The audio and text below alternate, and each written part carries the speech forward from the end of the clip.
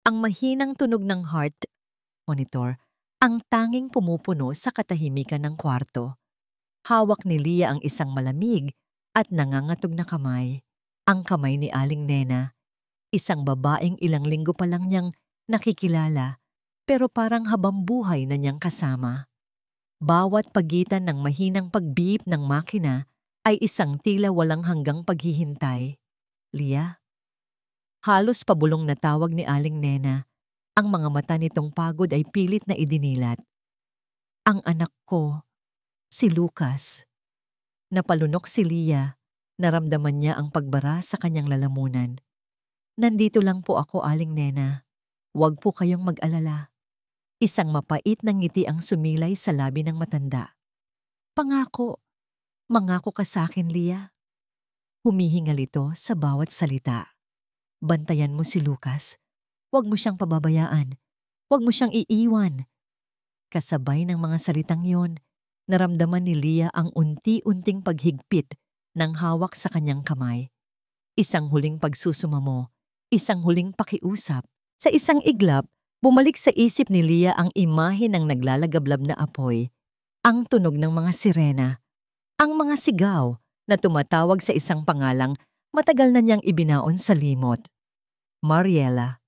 Isang kasinungalingan ang bumabalot sa buong pagkatao niya.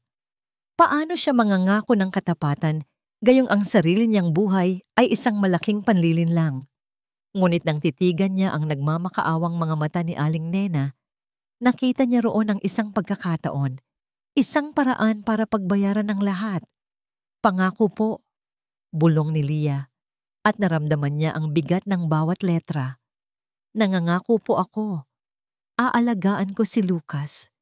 Isang huling mahabang paghinga ang pinakawalan ni Aling Nena. Ngumiti ito, at pagkatapos ay wala na. Ang kamay na hawak ni Leah ay lumuwag. Ang paulit-ulit na tunog ng monitor ay napalitan ng isang tuloy-tuloy at nakabibinging tunog. Ito ang tunog ng isang katapusan. At para kay Leah, ito ang tunog ng isang bagong pasanin. Makalipas ang isang linggo, nakatayo si Leah sa harap ng isang dambuhalang gate na bakal. Sa likod nito ay isang mansyon na tila palasyo, ang Del Tierro Mansion. Ang bawat sulok ng lugar na ito ay sumisigaw ng karangyaan. Isang buhay na tinalikuran niya at isang buhay na hindi na para sa kanya. Ang hangin ay tila mas malamig dito, mas mabigat. Ikaw ba si Leah Cruz? Tanong ng isang babaeng nakauniforme na sumalubong sa kanya sa pinto. Opo, sagot ni Leah. Pilit na itinatago ang panginginig ng kanyang mga kamay sa loob ng luma niyang bag. Dinala siya sa isang malawak na sala kung saan naghihintay ang dalawang tao. Ang isa ay isang batang lalaki na tahimik na nakaupo sa isang sulok. Yakap-yakap ang isang luma at gutay-gutay na teddy bear. Ang mga mata nito ay malalim at walang emosyon.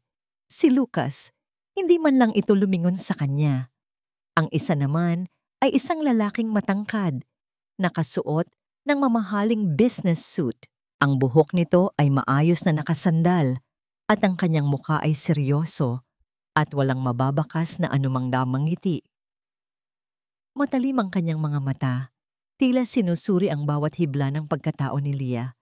Mr. Adrian Del Tierro, sir. Pagpapakilala ng kasambahay. Tumango lang ang lalaki. Ang tingin ay hindi pa rin inaalis sa kanya. Maupo ka. Ang boses nito ay matigas at walang bahid ng init. Umupo si Leah sa dulo ng sofa. Pakiramdam niya ay lalo siyang lumiit sa laki ng lugar na yon. You are here to be Lucas's governess and a house helper. Ang trabaho mo ay alagaan ang anak ko at tulungan ang ibang kasambahay sa mga gawain. Malinaw ba? Opo, sir. Mabilis niyang sagot. Good. Ayoko ng maraming tanong. Ayoko ng palpak. Gawin mo lang ang trabaho mo. Iyon lang. Walang pagbati, walang pakikiramay sa pagkawala ng ina ng kanyang anak. Tila isa lang siyang bagong piyesa na idinagdag sa makinarya ng malaking bahay na ito. Nang akmang tatayo na si Leah, Isang boses ng babae ang pumuno sa silid. "Oh, honey, I'm sorry I'm late." Isang napakagandang babae ang pumasok. Suot ang isang puting bestida na lalong nagpatingkad sa kanyang perpektong kutis. Ang kanyang nangiti ay matamis, ngunit hindi ito umabot sa kanyang mga mata. Lumapit ito kay Adrian at humalik sa pisngi. "This must be the new helper," sabi nito. Ang tingin ay mula ulo hanggang paa kay Leah. May bahid ng pagmamaliit sa kanyang tono. "I'm Bianca, Adrian's fiancé." "Leah po, ma'am," sagot ni Leah na payuko. Ngumiti si Bianca at kinuha ang folder ng papeles ni Leah na nasa ibabaw ng mesa. "Let me see your records." At sa isang iglap, na tila sinadya, natabig ni Bianca ang baso ng tubig sa tabi nito. Ang malamig na likido ay tumapon lahat sa mga papeles ni Leah. "Oh my goodness! I'm so sorry," sabi ni Bianca. Ngunit ang kanyang mga mata ay naglalaro sa tuwa. "How clumsy of me." Nabasa tuloy ang, "Ano nga ulit ang pangalan mo?" "Leah po," ulit niya, habang pinipigilan ang sarili rin na damputin ang basang mga papel. Ramdam niya ang mga mata ni Adrian at ang tahimik na presensya ni Lucas sa sulok. Pakiramdam niya ay isa siyang basang sisiw na naligaw sa pugad ng mga agila. Gabi. Nakahiga si Leah sa maliit na kama sa kanyang kwarto sa servants' quarters. Simple lang ang silid, malayo sa karangyaan ng ibang bahagi ng mansyon. Pero para sa kanya, ito ay isang kanlungan. Niyakap niya ang kanyang mga tuhod, habang ang mga alaala ng araw na yon ay bumabalik. Ang lamig ni Adrian, ang pagmamataas ni Bianca, at ang katahimikan ni Lucas. "Kaya ko ba ito?" tanong niya sa sarili. Para kay Aling Nena. Para kay Lucas, pinikit niya ang kanyang mga mata. Ngunit ang imahe ng isang galit na lalaki ang sumalubong sa kanya. Ang mukha ni Diego. Ang dahilan kung bakit siya nagtatago. Ang dahilan kung bakit si Mariela Santos ay patay na. Isang kaluskos sa labas ng kanyang pinto ang nagpabalik sa kanya sa kasalukuyan. Napaupo siya. Biglang bumilis ang tibok ng kanyang puso. Ito na ba yon? Natunto na ba siya? Dahan-dahan, halos hindi humihinga. Bumangon siya at lumapit sa pinto. Sumilip siya sa maliit na siwang. Walang tao sa pasilyo. Bumuntong hininga siya. "Guni-guni mo lang yon, Leah?" Ngunit nang isasara na niya ang pinto, may napansin siya sa sahig. Isang anino. Isang maliit na anino. Dahan-dahan niyang iminulat ang pinto. At doon, nakatayo sa dilim, ay si Lucas. Tahimik. Hindi gumagalaw. Nakatitig lang ito sa kanya. Ang mga mata ay malalim at hindi mabasa, habang ang maliliit niyang mga kamay ay mahigpit na nakayakap sa luma at gutay-gutay na teddy bear. Mula sa kanyang home office, pinapanood ni Adrian ang lahat sa pamamagitan ng mga security monitors na nakapalibot sa kanya. Ito ang kanyang mundo. Kontrolado, nakaayos, at walang sorpresa. Ang kanyang kumpanya, ang kanyang bahay, maging ang kanyang buhay, lahat ay gumagalaw ayon sa kanyang plano. Nakita niya sa screen ang eksena sa pasilyo kanina. Ang bagong katulong, si Leah, na marahang ginagabayan pabalik sa kwarto si Lucas. Hindi niya ito pinilit, hindi niya ito sinigawan. Hinawakan lang niya ang kamay ng bata hanggang sa makapasok ito sa silid at isinara ang pinto. Napailing na lang si Adrian at isinandal ang likod sa kanyang mamahaling leather na upuan. Isa na namang problema. Mula nang pumanaw ang kanyang asawa, naging mailap at tahimik si Lucas. Marami ng yaya at governess ang sumubok, pero lahat ay sumuko. May kung ano sa babaeng yon kay Leah. Sa kabila ng luma nitong damit at halatang takot sa mga mata, mayroon itong kakaibang kalmado. Sa mga sumunod na araw, palihim niyang pinanood ito sa mga kamera. Nakikita niya itong pilit na kinakausap si Lucas, nagbabasa ng libro kahit na ang bata ay nakatingin lang sa kawalan. Hindi ito napipikon, hindi ito sumusuko. Isang hapon, nakita niya sa monitor ang dalawa na nasa hardin. Inilabas ni Leah ang mga pangkulay at papel. Nagsimula itong mag-drawing. Si Lucas, gaya ng dati, ay nakaupo lang sa malayo, pero maya-maya, dahan-dahan itong lumapit. Dumampot ng isang Crayola at gumuhit sa tabi ni Leah. Hindi maintindihan ni Adrian ang sarili. Ipinindot niya ang rewind button at pinanood muli ang eksena. Biglang pumasok sa isip niya si Marisa, ang kanyang yumaong asawa. Naalala niya noong ipinaplano pa lang nila ang bahay na ito. "Masyado kang seryoso, Adrian," sabi ni Marisa habang tinitingnan ang mga blueprint. Puro kwarto, puro opisina. Nasaan ang hardin kung saan pwedeng maglaro ang mga magiging anak natin? "A garden is not efficient. It requires too much maintenance." Sagot niya noon, ang isip ay nasa gastos at praktikalidad. Ngumiti lang si Marisa, isang nangiting kaya siyang tunawin. Hindi lahat ng bagay kailangang may plano, mahal. Minsan kailangan mo lang hayaang tumubo. Napapikit si Adrian, itinaboy ang alaala. Ang sakit ay nandoon pa rin, matalim at totoo. Ang pagkawala ni Marisa ang nagturo sa kanya na ang emosyon ay isang kahinaan, kaya't binuo niya ang mga pader sa paligid niya at ipinangako sa sarili na bibigyan niya si Lucas ng isang buhay na perpekto at matatag. At doon papasok si Bianca. Ang hapunan ay palaging tahimik at formal sa mansyon. Ngayong gabi, kasama nila si Bianca. Ang sinigang ay masyadong simple. Puna ni Bianca, bahagyang iniurong ang kanyang plato. Ang pagkain ay niluto ni Leah. Sa susunod, I'll ask Manang Flora to cook something more sophisticated. Hindi umimik si Adrian, ngunit napansin niya ang isang bagay. Si Lucas, na bihirang kumain ng maayos, ay tahimik na inuubos ang sinigang sa kanyang mangkok. Hindi man lang ito tumingin, pero ang ginawa nito ay isang malinaw na mensahe. "Hayaan mo na, Bianca. Pagkain lang yan," sabi na lang ni Adrian, umiiwas sa gulo. "It's not just about the food, honey. It's about maintaining a standard," sagot ni Bianca. Ang nangiti ay hindi pa rin nawawala. Napabuntong hininga na lang si Adrian sa isip. Gulo lang ng mga babae. Iyon ang laging sinasabi niya sa sarili para hindi na makialam pa. Ang mahalaga ay ang plano. Si Bianca ang magiging perpektong ina para kay Lucas. Maganda. Galing sa mabuting pamilya at marunong makisama sa alta sosyedad. Lahat ng katangiang kailangan para sa isang deltiero. Pagkatapos ng hapunan, habang paakyat siya sa kanyang opisina, narinig niya ang boses ni Bianca mula sa sala. May kausap ito sa cellphone. "Oo naman, girl. Of course, I'm happy." "No, the kid is still a brat." At ang bagong katulong? My God, mukha siyang basang sisiw. Isang pulubi na naligaw sa palasyo. Pero huwag kang mag-alala. Ako ang bahala sa kanya. Napatigil si Adrian sa likod ng pader. Naramdaman niya ang bahagyang inis. Isang pulubi? Hindi. Isa itong empleyado. May pangalan ito. Si Leah. Hindi niya maintindihan kung bakit naapektuhan siya sa narinig. Itinuloy niya ang paglalakad. Pilit na iwinawak ang usapan sa kanyang isip. Ngunit ng gabing iyon, hindi siya mapakali. Hindi siya makapag-focus sa mga numero at kontrata sa harap niya. Bumaba siya para kumuha ng isang basong tubig.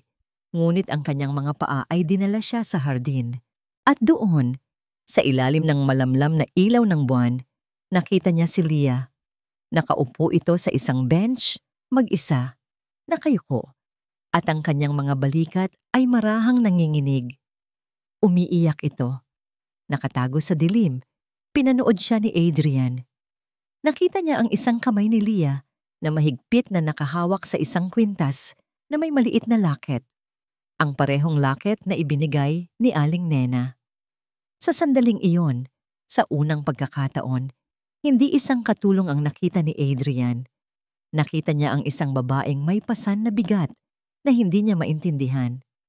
At sa unang pagkakataon, sa loob ng mahabang panahon, nakaramdam siya ng isang bagay na iba sa lamig at kawalan ng pakialam. Nakaramdam siya ng pag-aalala. Ang mga sumunod na araw ay nagkaroon ng panibagong kulay para kay Leah. Ang bigat sa kanyang dibdib ay bahagyang gumaan at ang dahilan ay isang maliit na batang lalaki na may malulungkot na mata. Nagsimula sa pagguhit. Isang hapon, habang nag-aayos siya ng mga halaman sa hardin, inilabas niya ang mumurahing krayola at papel na binili niya mula sa kanyang unang sahod. Umupo siya sa damuhan at nagsimulang gumuhit ng isang bahay na may malaking puno at 2 taong magkahawak kamay. Gaya ng dati, si Lucas ay nasa di kalayuan, tahimik na nagmamasid. Ngunit sa pagkakataong yon, may nag-iba. Dahan-dahan, lumapit ito. Umupo sa tabi niya, hindi nagsasalita, at kinuha ang isang kulay asul na krayola. Gumuhit ito ng isang maliit at magulong bilog sa tabi ng 2 tao sa papel. "Sino yan?" Mahinang tanong ni Leah. Tumingin sa kanya si Lucas at sa unang pagkakataon, isang napakaliit, halos hindi mapansing na ngiti ang sumilay sa mga labi nito. Isang maliit na ngiti. Iyon lang. Pero para kay Leah, iyon na ang lahat. Iyon ang sikat ng araw sa madilim niyang mundo. Iyon ang patunay na tama ang kanyang desisyon. Na ang kanyang pangako kay Aling Nena ay may kahulugan. Ngunit ang bawat liwanag ay may kaakibat na anino. At ang anino sa mansyon na ito ay may magandang muka at matamis na ngiti. "Oh girls, this is Leah," ang bagong alalay ni Lucas, pakilala ni Bianca sa mga kaibigan niyang sosyalera. Isang hapon, nag-set up ito ng isang munting tea party sa veranda at si Leah ang nautusang magsilbi. "Magandang hapon po," bati ni Leah. Dala-dala ang isang bandehado ng tsaa. "She's a bit shy," sabi ni Bianca na may halong tawa. "You know, from the province, you have to be patient with them. Oh, Leah darling, naubusan kami ng asukal. Pakikuha mo kami, ha?" Ang salitang darling ay parang lason sa pandinig ni Leah. Bawat utos, bawat tingin mula kay Bianca at sa mga kaibigan nito ay puno ng paghamak.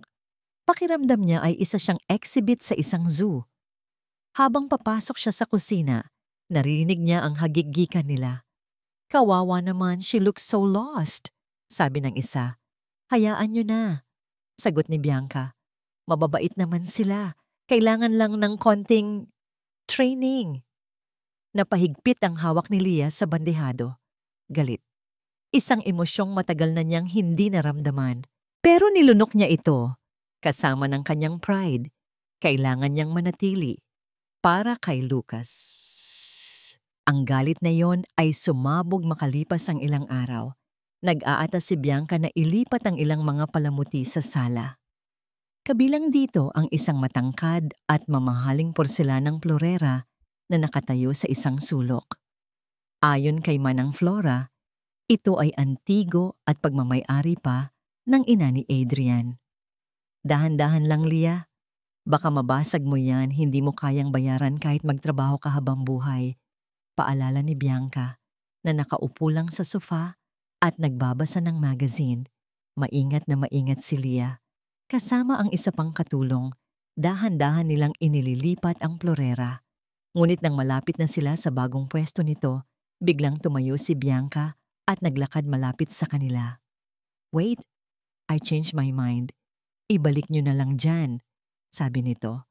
At sa kanyang paggalaw, aksidente niyang natabig ang braso ni Leah. Nawalan ng balanse si Leah. Ang kanyang pagkakahawak sa florera ay bumitaw. Isang malakas na lagabog ang umalingaw-ngaw sa buong sala. Ang magandang florera ay naging isang tumpok ng puting mga piraso sa sahig. Napatakip ng bibig si Bianca, ngunit ang kanyang mga mata ay nag-aapoy sa tagumpay. "Oh my God! Leah! Anong ginawa mo?" Hindi ko po." "Ma'am, natabig niyo po ako." Nauutal na sabi ni Leah habang nanlalamig ang kanyang pawis. "Ako? How dare you?" Sigaw ni Bianca. Ngayon ay umaarte na tila biktima. "Nakita ng lahat. Ang likot-likot mo. Alam mo ba kung gaano kahalaga yan kay Adrian? Sakto namang bumaba si Adrian mula sa kanyang opisina na naalarma sa ingay. Nakita niya ang basag na florera, ang galit na si Bianca, at ang namumutlang si Leah. Anong nangyayari dito? Tanong ni Adrian. Ang boses ay malamig at may awtoridad. Honey, this new helper. She broke your mother's vase. Sinabi ko nang mag-ingat siya. Sumbong agad ni Bianca. I think you should fire her right now. She's a liability. Lahat ng mata ay napunta kay Leah. Wala siyang masabi. Sino ang maniniwala sa kanya? Ang isang hamak na katulong laban sa perpektong fiancé. Nang bigla, isang maliit na figura ang mabilis na tumakbo mula sa hagdan. Si Lucas. Tumakbo ito hindi papunta kay Adrian, hindi papunta kay Bianca, kundi papunta kay Leah. Tumayo ito sa harap ni Leah na tila isang munting kalasag at humarap kay Bianca. Hindi ito nagsalita, ngunit buong puwersa itong umiling-iling. Ang mga mata nito ay puno ng takot at pagtutol. Natigilan ang lahat. Maging si Bianca ay hindi nakapagsalita. Tumingin si Adrian sa kanyang anak na pinoprotektahan ang isang katulong. Tumingin siya sa desperadong mukha ni Leah. At tumingin siya sa nag-aapoy na galit sa mga mata ni Bianca. Ang bigat ng katahimikan ay halos nakabibingi. Bianca is right. She should be fired. Pag-ulit ni Bianca, sinusubukang bawiin ang kontrol. Tumingin si Adrian kay Leah. Ang kanyang mukha ay hindi mabasa. Pakiramdam ni Leah ay gumuho na ang kanyang mundo. Ito na ang katapusan. Ngunit pagkatapos ay nagsalita si Adrian. Ang kanyang boses ay kalmado, ngunit may bigat na yumanig sa buong silid. Ako ang nakabasag, hindi si Leah. Anong ibig mong sabihin na ikaw ang nakabasag? Ang boses ni Bianca ay tila yelong tumutusok sa tainga. Nasa loob na sila ng pribadong silid-aklatan ni Adrian, malayo sa pandinig ng mga kasambahay at ni Lucas.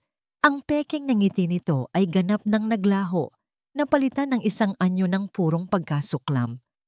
Exactly what I said, Bianca. Sagot ni Adrian habang nagsasalin ng alak sa kanyang baso. Ako ang may kasalanan. End of discussion. End of discussion?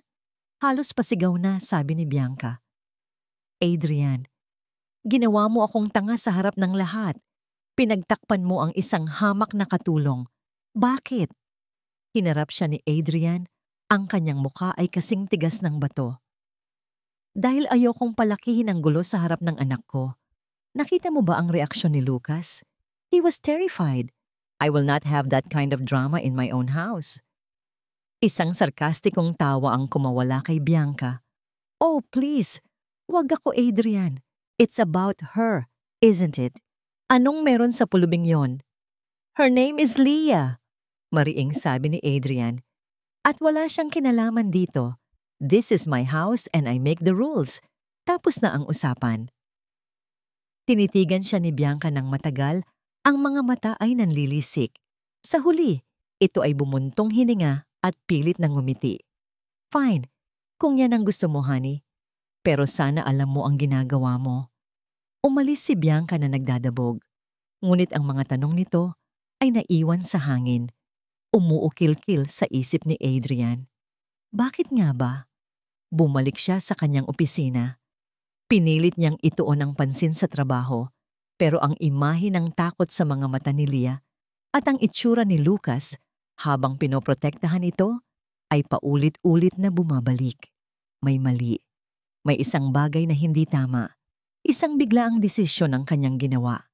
Kinuha niya ang kanyang cellphone at tinawagan ang numero ng isang private investigator na matagal na niyang pinagkakatiwalaan. Marco, it's Adrian Del Tierro. Sabi niya nang sagutin ang tawag. I need a background check on someone. Her name is Leah Cruz. I don't have much information, just her name and her last known address in a small province. I'm sending you the details.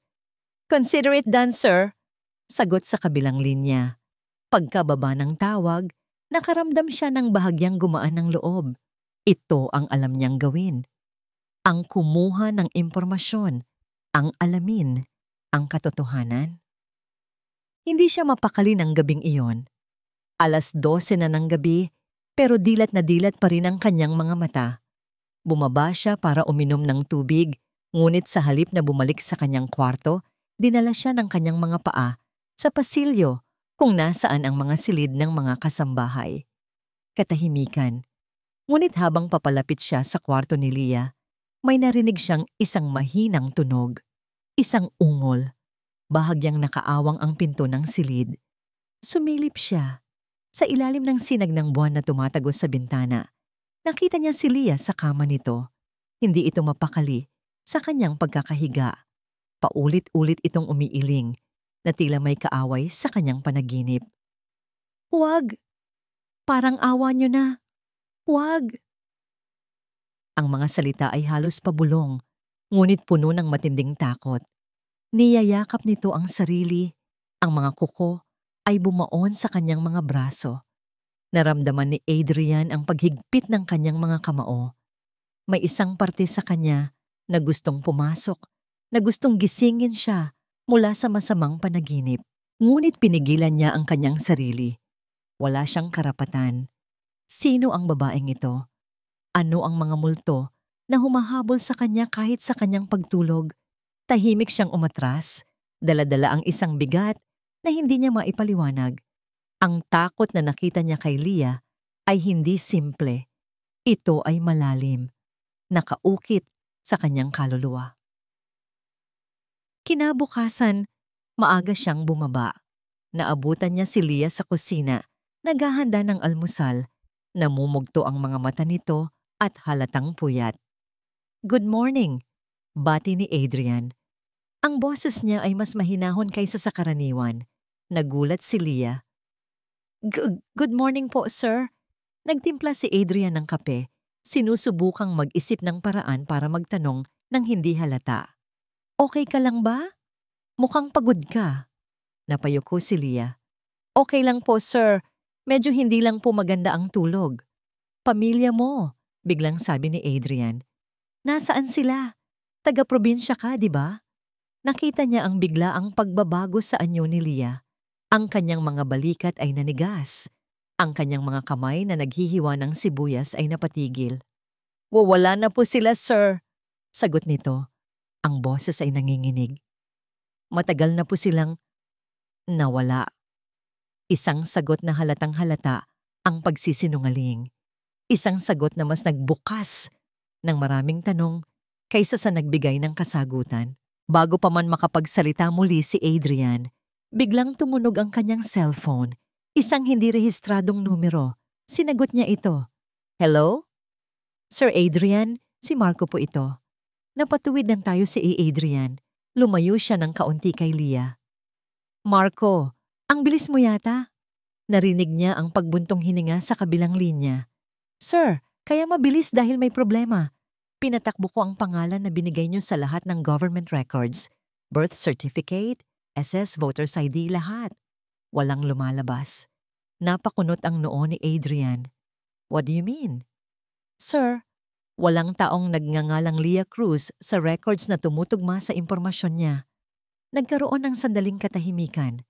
Para siyang multo. Nagsimula ito sa almusal. Napansin ni Leah na matamlay si Lucas. Hindi nito ginagalaw ang paborito niyang sinangag. At ang mga mata nito ay mapungay at tila laging antok. Nang aksidente niyang mahawakan ang noo nito habang inaabot ang gatas, naramdaman niya ang isang di pangkaraniwang init. "May lagnat po si Lucas," mahinang sabi ni Leah kay Manang Flora sa kusina. Ang balitang iyon ay mabilis na kumalat. Sakto namang pababa si Bianca. Bihis na bihis at handa nang umalis para sa isang shopping trip with the girls. "A fever? Oh, what a nuisance," sabi nito. Hindi man lang tiningnan ng bata. "It's probably just a simple cold. Call his doctor. Get him some medicine. I have to go. I'm going to be late." "Ma'am Bianca," nagsalita si Leah, hindi napigilan ang sarili. "Mataas po ang lagnat niya. Baka po kailangan niya ng..." "Ang ano?" Putol ni Bianca. Tinaasan siya ng kilay. "Ng isang yaya. That's your job, isn't it? Just do your job and stop being so dramatic. Huwag mong sinisira ang araw ko. Tumalikod na ito at naglakad paalis. Iniwan si Leah na nakakuyom ang mga palad. Sa isang sulok ng kanyang mata, nakita niya si Adrian na nakatayo sa may hagdan. Narinig ang lahat. Ngunit gaya ng dati, wala itong sinabi. Isang malamig na tingin lang ang ibinigay nito bago tumalikod at pumasok sa kanyang opisina. Walang tumulong sa kanya maliban kay Manang Flora. Pakiramdam ni Leah, silang dalawa lang ni Lucas ang umiiral sa malaking bahay na iyon. Buong araw, hindi humiwalay si Leah sa tabi ni Lucas. Dinala niya ang isang palanggana ng maligamgam na tubig at isang maliit na bimpo sa kwarto nito. Dahan-dahan, pinunasan niya ang noo, leeg at mga braso ng bata. Ganito rin ang ginagawa sa akin ni Mama kapag may sakit ako. Bulong niya kay Lucas kahit alam niyang hindi ito sasagot. Sabi niya, mas mabisa pa raw ito kaysa sa gamot. Naalala niya ang magaspang ngunit maalagang mga kamay ng kanyang ina, ang amoy ng pinakuluang dahon ng bayabas, ang pag-aalala sa mga mata nito. Isang pamilyar na kirot ang gumuhit sa kanyang puso. Lumipas ang mga oras. Ang lagnat ni Lucas ay hindi bumababa. Nagsimula na itong managinip ng hindi maganda. Gumagalaw-galaw at umuungol sa kanyang pagtulog. Dumating ang gabi. Nag-alok si Manang Flora na siya na ang magbabantay. Ngunit umiling si Leah. Ako na po. Pangako ko po ito. Sa kalaliman ng gabi, ang tanging ilaw sa silid ay mula sa isang maliit na lampshade. Nakaupo si Leah sa isang silya sa tabi ng kama. Ang kanyang mga mata ay pagod na. Ngunit pilit niyang nilalabanan ng antok. Hawak niya ang maliit na kamay ni Lucas na para bang sa paghawak na yon ay maililipat niya ang kanyang lakas sa bata. Sa isang saglit, naipikit niya ang kanyang mga mata. At sa pagod, hindi na niya namalayan na siya ay nakatulog na pala. Ang kanyang ulo ay nakasandal sa gilid ng kama. Ang kanyang kamay ay mahigpit pa ring nakahawak sa kamay ni Lucas sa bangka. Nagising si Leah sa isang pakiramdam na may nakatingin sa kanya. Idinilat niya ang kanyang mga mata. Nakatayo sa may pintuan si Adrian. Hindi niya alam kung gaano na ito katagal doon. Ang mukha nito ay nasa dilim, ngunit sapat ang liwanag mula sa lampshade para makita niyang nakatitig ito sa kanilang magkayakap na kamay. Mabilis na binawi ni Leah ang kanyang kamay at umayos ng upo. Sir, pasensya na po, nakaidlip ako. Hindi sumagot si Adrian. Naglakad ito palapit sa kama. Ang kanyang anino ay tumakip sa kanilang dalawa. Inilapat niya ang likod ng kanyang palad sa noo ni Lucas. Isang simpleng kilos, ngunit para kay Leah, iyon ay puno ng kahulugan. Sa kabila ng pagiging malamig at malayo, nakikita niya sa mga mata nito ang isang bagay na hindi maikakaila. Ang pag-aalala ng isang ama. Mababa na, mahinang sabi ni Adrian. Ang boses ay bahagyang mas malambot kaysa sa karaniwan. Salamat. Isang salita lang. Salamat. Ngunit sapat na yon para maramdaman ni Leah ang isang kakatwang init na gumapang sa kanyang dibdib. Tumango lang siya bilang sagot. Hindi magawang magsalita.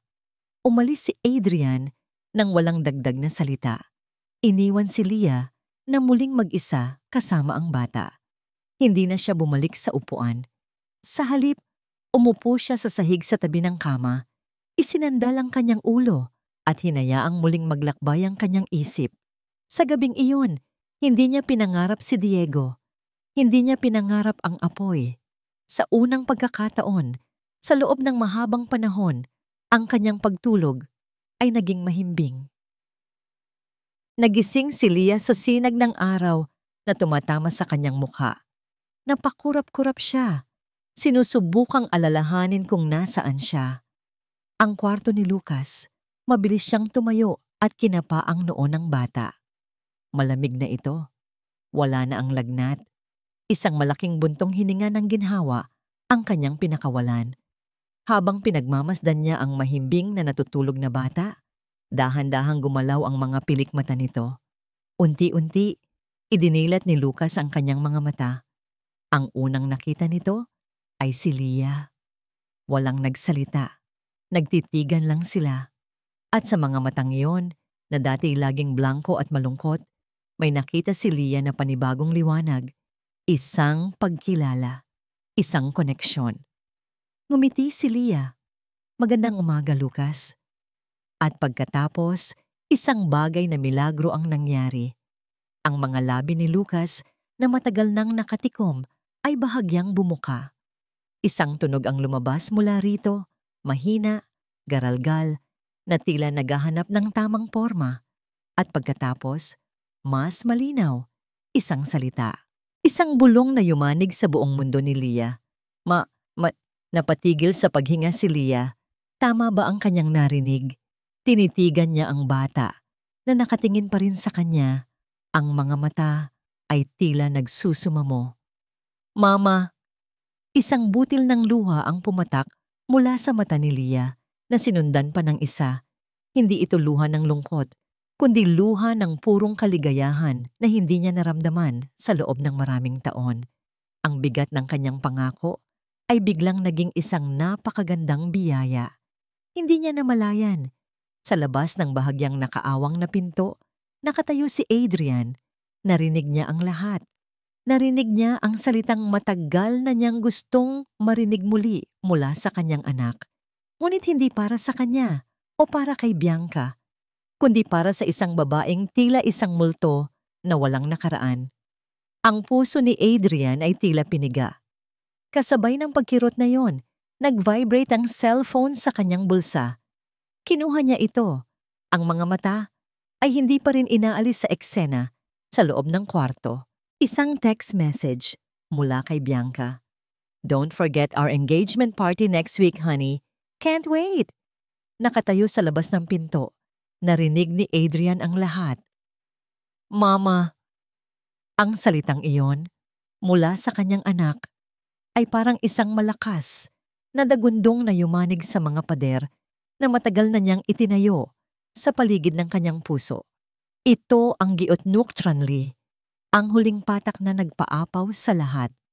Kasabay nito, ang malamig na paalala mula sa text ni Bianca tungkol sa kanilang engagement party ay parang isang sampal sa katotohanan. Ang plano, ang perpektong pamilya, ang matatag na kinabukasan. Lahat ng yon ay biglang parang isang malaking kasinungalingan. Hindi na siya isang tagamasid lang, panahon na para kumilos. Kinabukasan, ipinatawag niya ang head of security ng kanyang kumpanya. Gusto kong mag-upgrade ang security system sa buong bahay. Sabi niya, ang boses ay kalmado at may autoridad. Additional high-definition CCTVs in all common areas. At gusto kong maglagay ng tig-iisa sa bawat pasilyo, including the service hallways. Masusunod po, sir, sagot ng security head. And one more thing, dagdag ni Adrian, tinitingnan ito ng diretso sa mata. This is a private request. Gusto kong maglagay ng isang microcamera sa loob ng kwarto ni Leah Cruz. Itago mo sa lugar na hindi mapapansin. Para lang ito sa karagdagang seguridad niya. Isang kasinungalingan. Hindi yun para sa seguridad ni Leah. Iyon ay para mabantayan ng ahas na alam niyang aaligid-aligid sa kwarto nito. Iyon ay para kay Bianca. Nang araw ding iyon, kinausap niya si Bianca. Honey, the subdivision management is requiring all homeowners to upgrade their security systems for better monitoring. Gagawin na sa atin bukas. Oh, good! Sagot ni Bianca, hindi nag-iisip. Mas maganda yan. We need to feel safe from outsiders. Ang huling salita ay sinabi niya habang nakatingin kay Leah na nagdidilig ng halaman sa di kalayuan. Ngumiti lang si Adrian. Ang bitag ay inihahanda na. Ngunit hindi lang iyon ang kanyang ginawa. Sa kalaliman ng gabi, binuksan niya ang isang bakal na safe na nakatago sa likod ng isang painting sa kanyang opisina. Kinuha niya mula roon ang isang manipis na folder. Police report, Marisa Del Tiero, vehicular accident. Binasa niya muli ang bawat detalye Bawat salaysay, lahat ay malinis. Isang lasing na driver ang nawalan ng kontrol at bumangga sa sasakyan ni Marisa. Case closed, pero may isang bagay na bumabagabag sa kanya. Ang salaysay ni Bianca. Siya ang huling nakausap ni Marisa bago ito umalis ng mall. Ayon sa report, sinabi ni Bianca na masayang-masaya si Marisa noong araw na yon dahil may sorpresa raw ito para kay Adrian. Ngunit ang naaalala ni Adrian, bago ang aksidente, nag-away sila ni Marisa. Isang maliit na bagay, ngunit sapat na para maging malungkot ito. Hindi ito tumutugma. Binuklat niya ang mga pahina hanggang sa dulo. Listahan ng mga saksi. May isang pangalan doon na pamilyar sa kanya. Isang waiter sa restaurant kung saan huling kumain si Marisa. Ngunit sa tabi ng pangalan nito, nakasulat, "Unable to contact." Kinuha ni Adrian ang kanyang laptop at ginamit ang kanyang resources. Sa loob ng isang oras, nahanap niya ang kasalukuyang address at numero ng waiter. Ang nakaraan ay hindi pa tapos. Kinabukasan, habang abala ang mga technician sa pag-install ng mga kamera, naging mas mapagmasid si Adrian.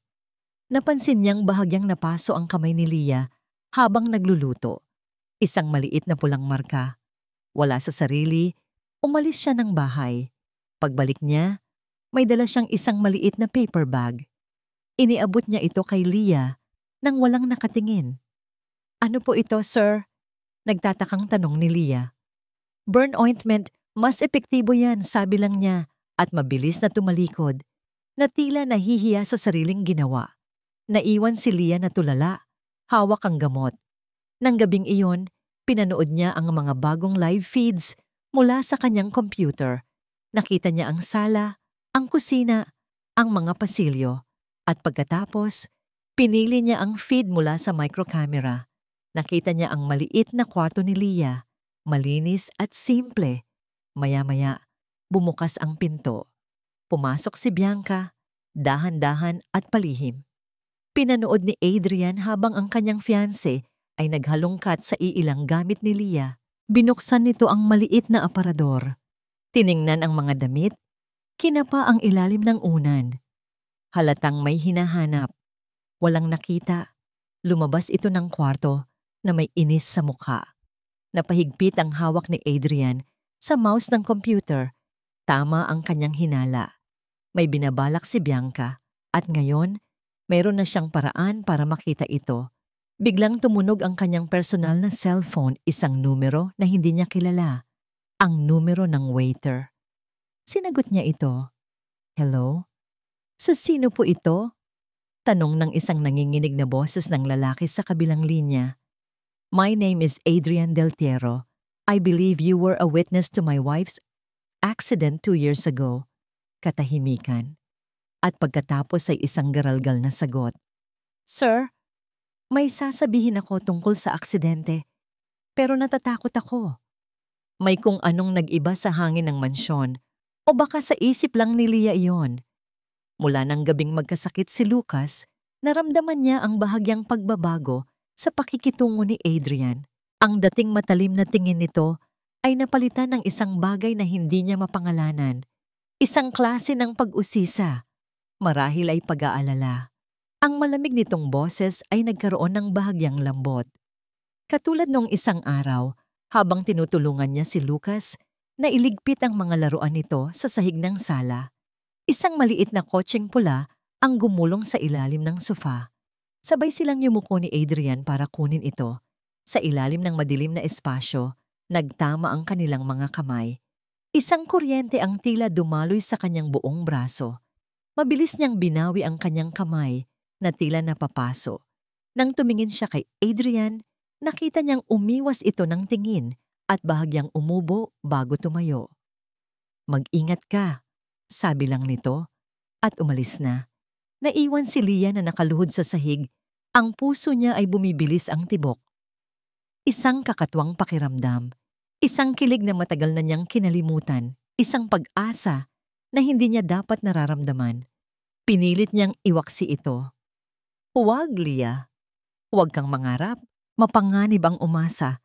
Natutunan na niya iyon sa pinakamasakit na paraan, ngunit ang pagiging malapit ni Adrian ay tila nagpapahina sa kanyang mga depensa.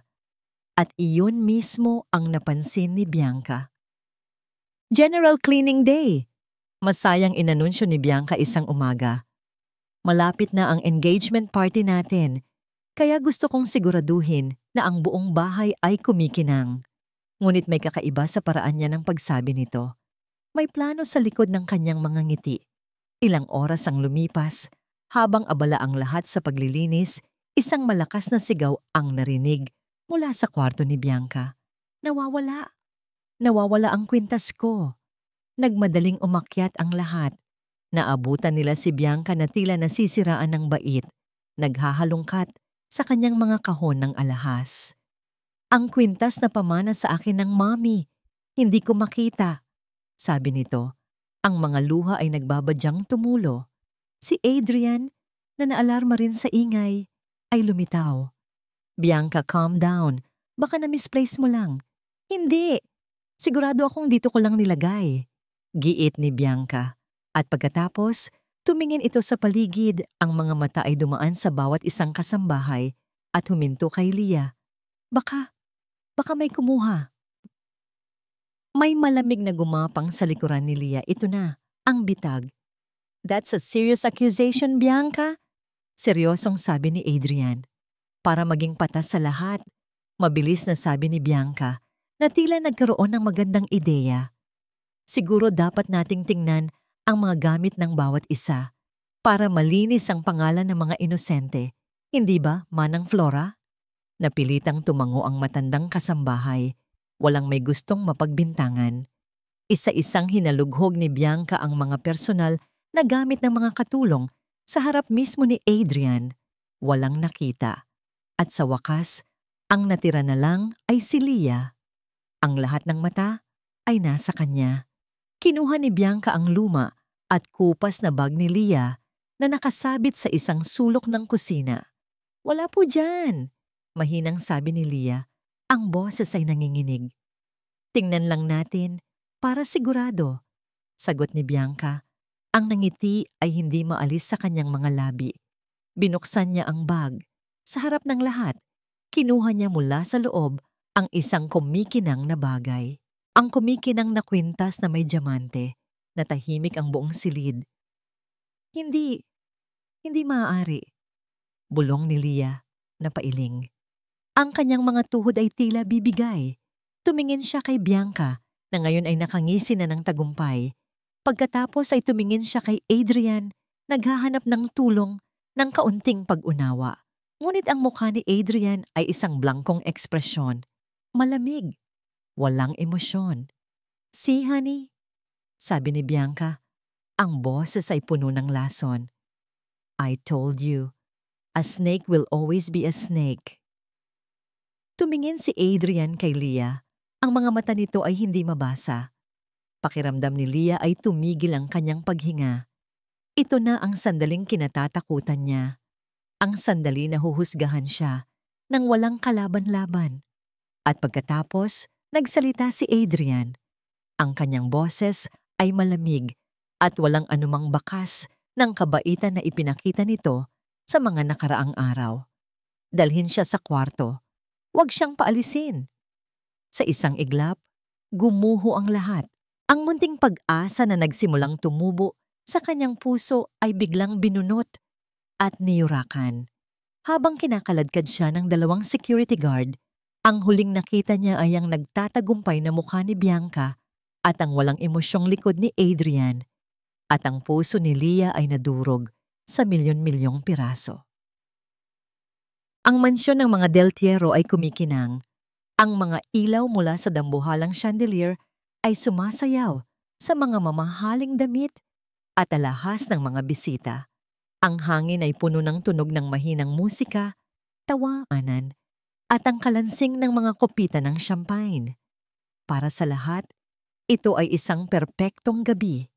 Ang engagement party ng tanyag na CEO na si Adrian Del Tiero at ng kanyang napakagandang fiancé, si Bianca. Ngunit para kay Adrian, ito ay hindi isang celebration.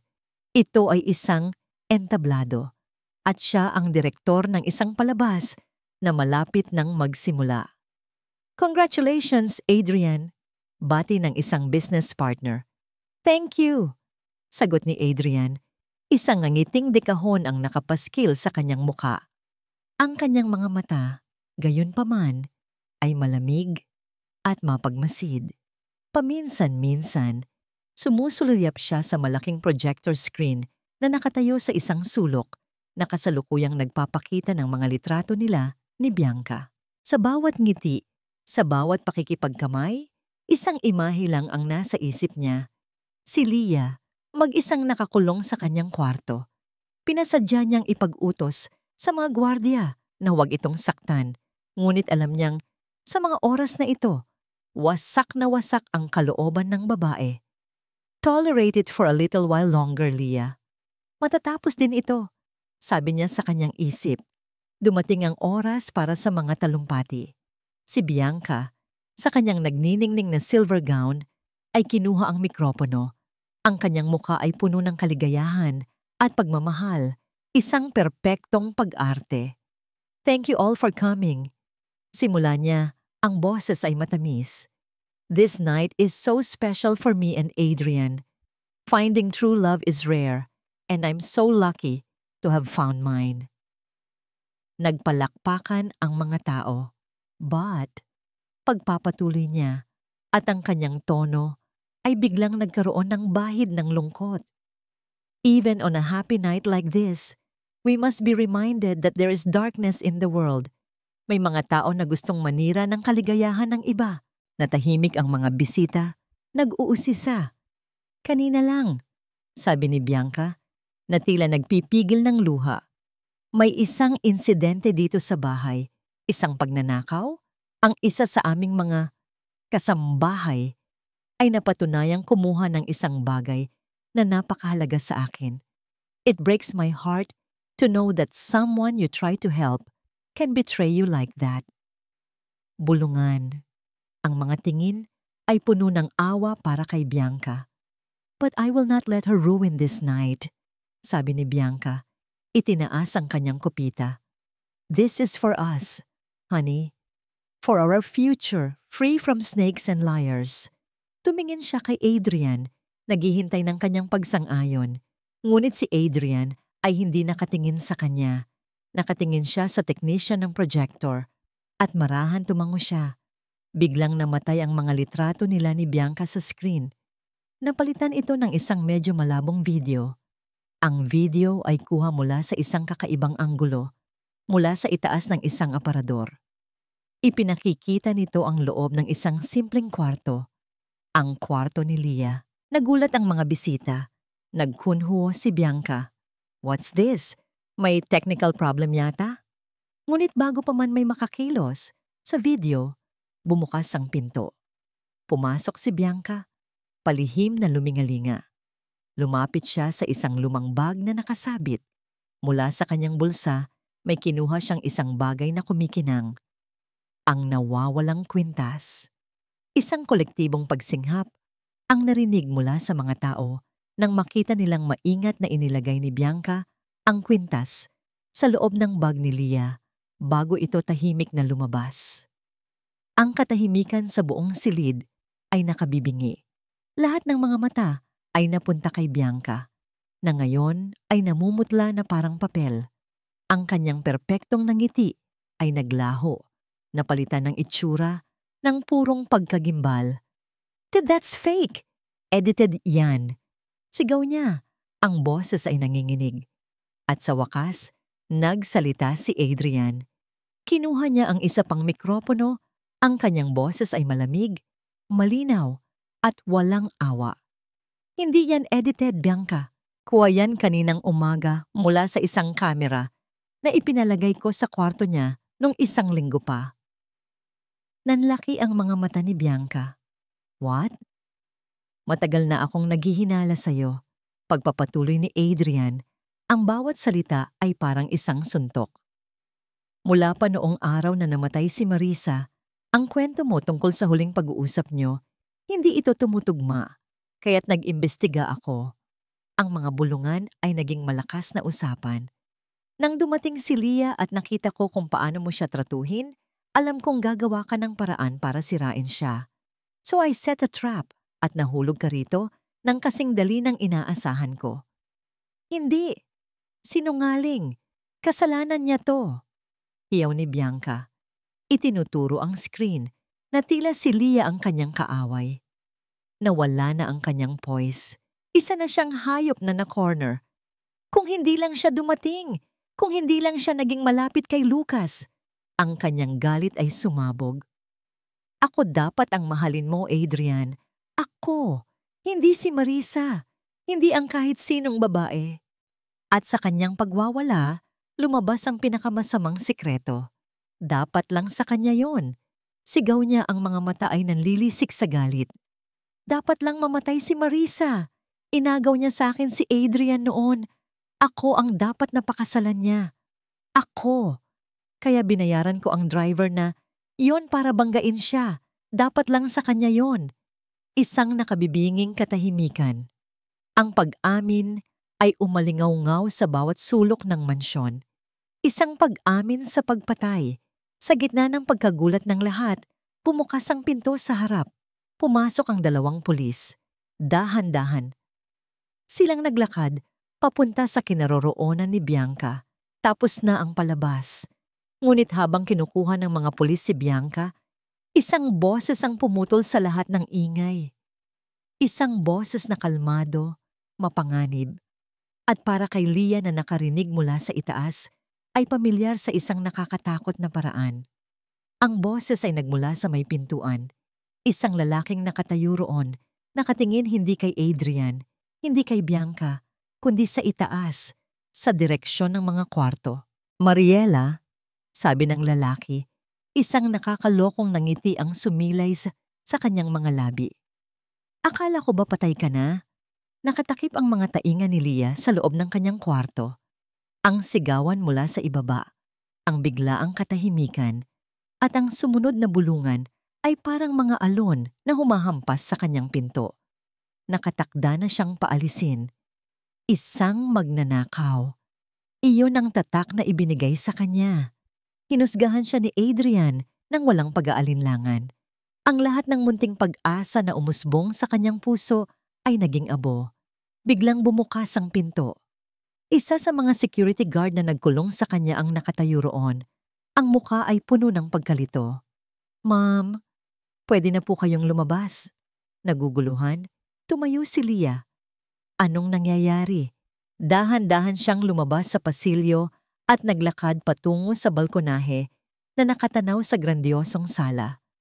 Ang kanyang mga mata ay agad na sinubukan intindihin ang eksena sa ibaba. Ang mga bisita ay tila mga estatwang nakatayo.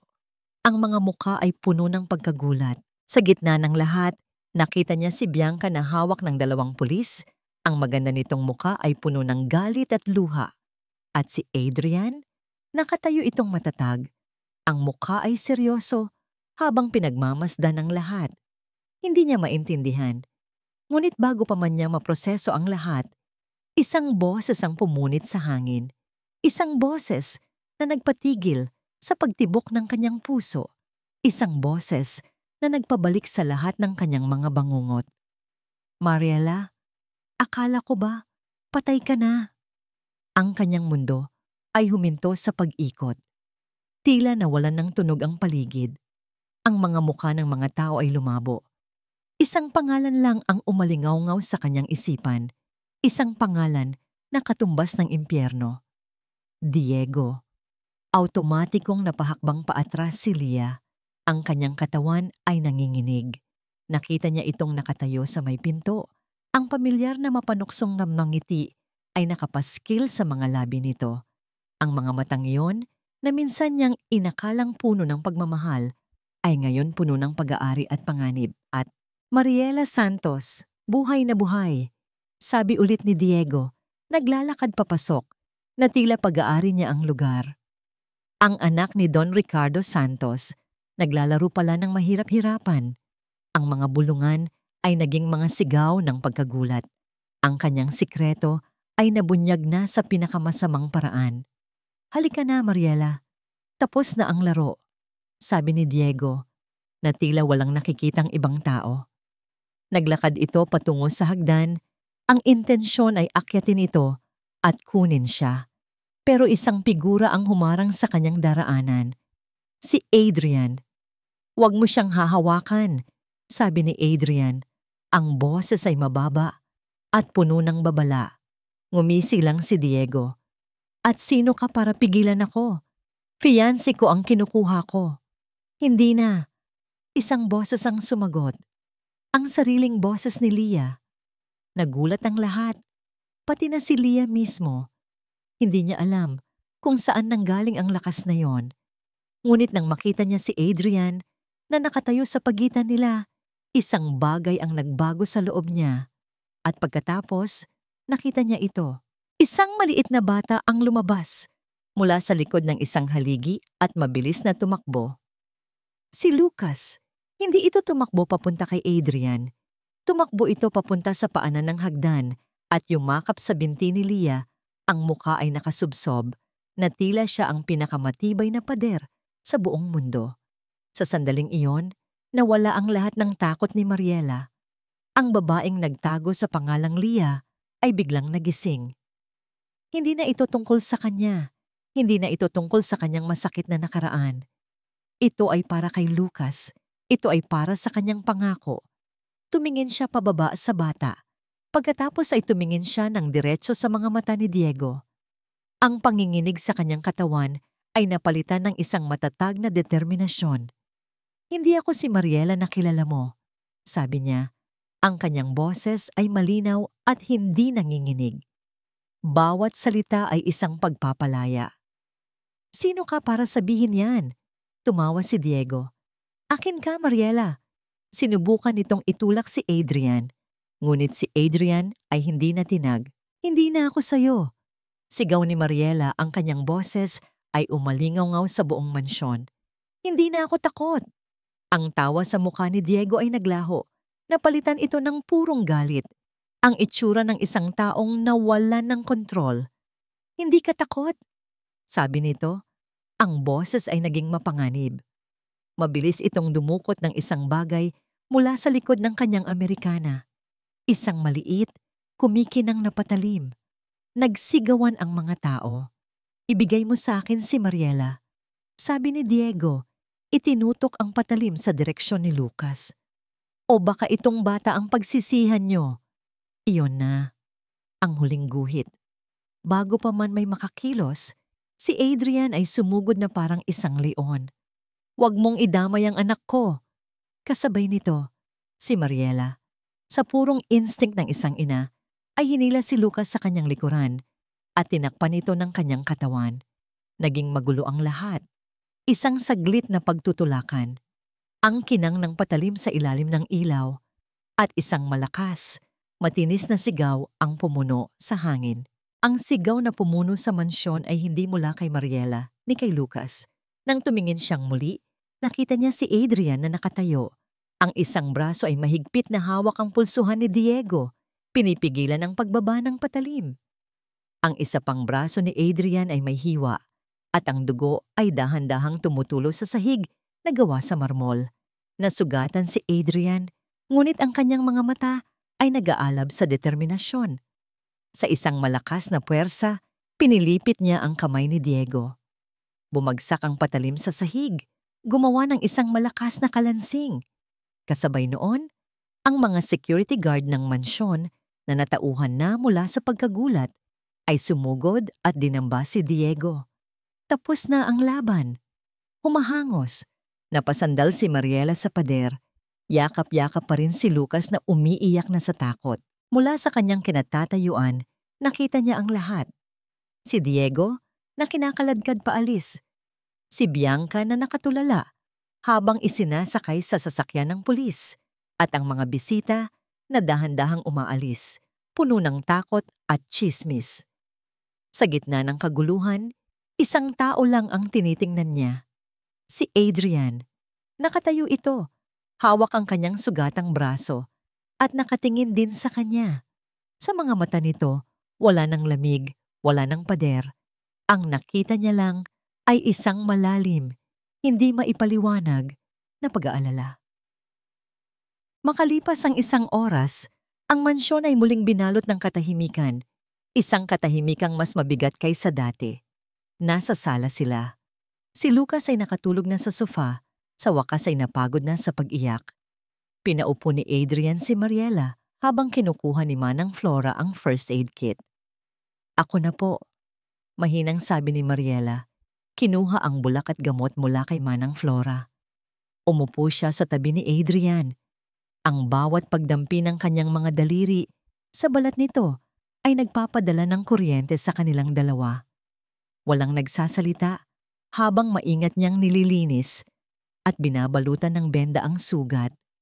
"Salamat," basag ni Adrian sa katahimikan. "Dapat ako ang magpasalamat," sagot ni Mariela. Hindi ito tinitingnan. "Niligtas mo kami. Hindi mo kailangang magtago bilang Leah dito," sabi ni Adrian. "Alam ko na kung sino ka, Mariela Santos." Sa wakas, nag-angat siya ng tingin. Ang mga luha na kanina pa niya pinipigilan ay nagsimula ng mamuo sa kanyang mga mata. "Iyon ang problema," bulong niya. "Diba nandiyan na hindi?" Si Mariela Santos ay isang kasinungalingan. Isang pangalan na konektado sa yaman, sa isang pamilyang hindi naman talaga pamilya, at sa isang lalaking muntik nang sumira sa akin. Si Leah, kahit na siya ay isang takas, siya ang mas totoo. Siya ang natutong maging matapang. Tinitigan siya ni Adrian. "Wala akong pakialam kung sino ka noon, kung ano ang pangalan mo, o kung saan ka nanggaling." Lumapit ito. Ang kanyang mga mata ay puno ng isang emosyon na ngayon lang nakita ni Mariela. "Ang kilala ko ay ang babaeng nagtiyaga sa anak ko kahit hindi ito nagsasalita. Ang babaeng nag-alaga sa kanya nang may lagnat siya buong gabi. Ang babaeng handang harangin ang isang patalim para sa kanya." Hinawakan ni Adrian ang kanyang kamay. "Hindi si Mariela Santos ang minahal ko, kundi si Leah. At si Leah ang nasa harap ko ngayon. Minahal." Ang salitang yon ay tumagos sa puso ni Mariela. Sa unang pagkakataon, hindi na siya umiyak dahil sa takot o lungkot. Umiyak siya dahil sa ginhawa. Sa wakas, may isang taong nakakita sa tunay niyang pagkatao. Sa kabila ng lahat ng kanyang mga kasinungalingan at sirang nakaraan. "Patawad," sabi niya sa gitna ng pag-iyak. Patawad sa hindi pagsasabi ng totoo. Umiling si Adrian. Hinawakan nito ang kanyang mukha at marahang pinunasan ang kanyang mga luha. "Pareho tayong may mga sikreto. Pareho tayong may mga pader na binuo. Siguro, panahon na para sirain natin ang mga yon. Magkasama." At sa katahimikan ng gabing iyon, sa gitna ng mga abo ng kanilang mga nakaraan, sila ay nagbahagi ng isang halik. Isang halik na hindi puno ng pagnanasa, kundi puno ng pangunawa, pagtanggap, at isang pangako ng isang bagong simula. Ang hardin ng mansyon ay puno ng mga bulaklak at iilang malalapit na kaibigan. Walang grandiosong selebrasyon. Isang simple at taimtim na kasal. Nakatayo si Mariela sa harap. Suot ang isang simpleng puting bestida. Hindi na siya nagtatago. Hindi na siya takot. Sa tabi niya ay si Adrian. Ang kanyang mga mata ay puno ng pagmamahal. Ang sugat sa braso nito ay isa na lang peklat. Isang paalala ng laban na kanilang pinagdaanan at pinagtagumpayan. Nang oras na para sa pagpapalitan ng singsing, isang maliit na bata ang lumapit. Dala-dala ang isang unan kung saan nakapatong ang dalawang singsing. "Mama, Papa." Malinaw at masayang sabi ni Lucas. Ang mga mata ay nagniningning. Ngumiti ang lahat. Kinuha ni Adrian at Mariela ang mga singsing. Habang isinusuot ni Adrian ang singsing sa daliri ni Mariela, may ibinulong ito na sila lang ang nakarinig. "Para sa aking Leah." Pagkatapos ng seremonya, sa ilalim ng papalubog na araw, magkahawak kamay silang tatlo na naglalakad sa hardin. Si Lucas ay nasa gitna, masayang tumatalon-talon. Tumingin si Mariela sa dalawang lalaki sa kanyang buhay. Ang kanyang pamilya.